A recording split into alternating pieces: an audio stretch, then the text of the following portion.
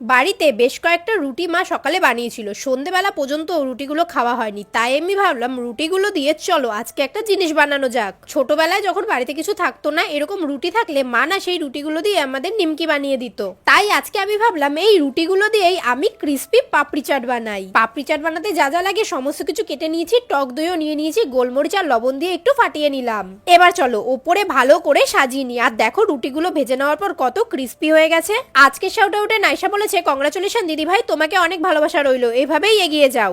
আর নাজিবা বলেছে তুমি মোটেও কোনো সাধারণ না, তুমি অনেক ভালো, কখনো হাল ছেড়ো না, এগিয়ে যাও, বাংলাদেশ থেকে বলছি। থ্যাংক ইউ সো মাচ সবাইকে। এখন থেকে যারা আমার চ্যানেল সাবস্ক্রাইব করেছে আমি শুধু তাদের কমেন্টই পড়ব, কারণ কমেন্ট সেকশনে কিন্তু দেখা যায় সাবস্ক্রাইব করে কারা কারা কমেন্ট করছে। আর দেখো যারা আমার চ্যানেল সাবস্ক্রাইব করে কমেন্ট করেছে তাদের কমেন্ট পড়া হচ্ছে আমার সব থেকে বেশি আগে জরুরি, কারণ আমার সাবস্ক্রাইবারদের জন্যই আজকে আমি এই জায়গায়। তোমরাও সাবস্ক্রাইব করে নাও। পাপড়ি চাটটা এবার আমি খেয়ে নিই, চলো টাটা।